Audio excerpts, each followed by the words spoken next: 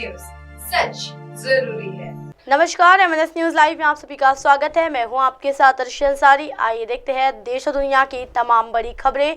इससे पहले एक नजर हेडलाइंस पर।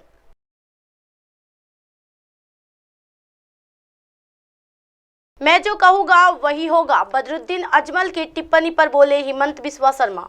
दिल्ली के सीएम अरविंद केजरीवाल की मुश्किल बढ़ने के आसार, ईडी की शिकायत पर कोर्ट ने 16 मार्च को किया तलब। सीटों के बंटवारे को लेकर एमवीए की बातचीत जारी, कोई विवाद नहीं, अनिल देशमुख। आइए देखते हैं खबरें विस्तार से। जो मैं कहूँगा वही होगा, बदरुद्दीन अजमल की टिप्पणी पर बोले हिमंत बिस्वा शर्मा। जी हाँ, असम के मुख्यमंत्री हिमंत बिस्वा शर्मा ने all India United democratic front यानी AIEUDF प्रमुख और लोकसभा सांसद बदरुद्दीन अजमल को चेतावनी दी है, वे राज्य में जादुई उपचार न करें, अन्यथा उन्हें गिरफ्तार किया जा सकता है। बुधवार यानी 6 मार्च को असम के लखीमपुर जिले में कई विकास परियोजनाओं का शुभारंभ करते हुए मुख्यमंत्री ने कहा, बदरुद्दीन अजमल जादुई उपचार करते हैं और उन्होंने अपनी सार्वजनिक बैठकों के दौरान अपनी तरकीबें आजमाई, लेकिन असम विधानसभा में राज्यसभा में जादुई उपचार पर प्रतिबंध लगाने के लिए एक विधेयक पारित किया जाएगा। जो कोई भी ऐसा करेगा उसे सलाखों के पीछे डाल दिया जाएगा। सीएम शर्मा ने आगे कहा, अगर वह यानी बदरुद्दीन अजमल उपचार करेंगे तो उन्हें गिरफ्तार कर लिया जाएगा। मैं जो कहूँगा वही होगा। मैं अपने बारे में नहीं, विधानसभा के बारे में बोल रहा हूँ। आप हिमंत बिस्वा शर्मा की बात मत सुनिए, लेकिन विधानसभा क्या कह रही है ये आपको सुनना होगा। असेंबली ने उपचार पद्धतियों को बंद कर दिया है। असम सरकार ने हाल ही में संपन्न विधानसभा के बजट सत्र में विधेयक पारित किया जो चिकित्सक के नाम पर जादुई उपचार को गैरकानूनी घोषित करेगा और इसमें शामिल किसी भी व्यक्ति के लिए कठोर दंड का प्रावधान भी रखा गया है। जी हाँ, बढ़ते अगली खबर की ओर। दिल्ली के सीएम अरविंद केजरीवाल की मुश्किल बढ़ने के आसार, ईडी की शिकायत पर कोर्ट ने 16 मार्च को किया तलब। जी हां, दिल्ली के सीएम अरविंद केजरीवाल को राउज एवेन्यू कोर्ट ने समन भेजकर हाजिर होने के लिए कहा।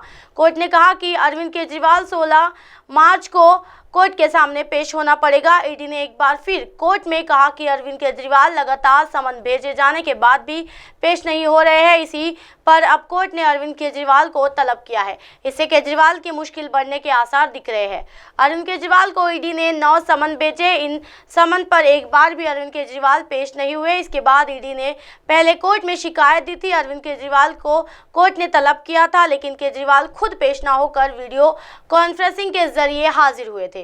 उन्होंने दलील दी थी कि विधानसभा में विश्वासमत प्रस्ताव और बजट है, इस वजह से कोर्ट के समय में पेश नहीं हो पा रहे हैं। इसके बाद कोर्ट ने अगली तारीख पर पेश होने के लिए कहा था। इसके बाद ईडी ने केजरीवाल को अपने सामने पेश होने के लिए अगला समन भेजा था, लेकिन केजरीवाल ने कहा था कि वीडियो कॉन्फ्रेंसिंग के जरिए पेश होंगे। इसके बाद ही ईडी ने अब कोर्ट से दूसरी बार शिकायत की है। इसी पर कोर्ट ने 16 मार्च को केजरीवाल को तलब किया है। बढ़ते अगली खबर की ओर।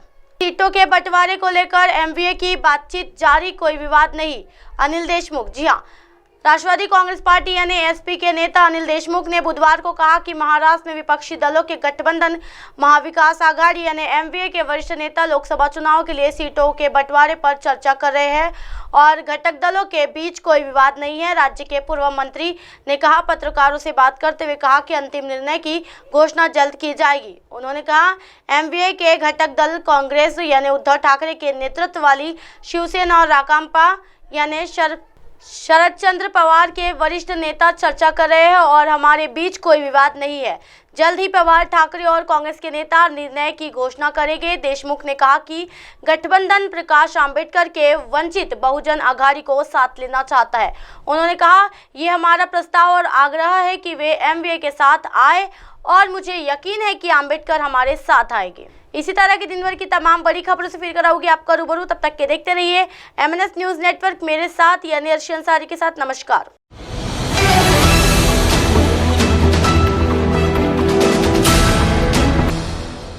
ये है एमएनएस न्यूज नेटवर्क और आप देख रहे हैं एमएनएस न्यूज।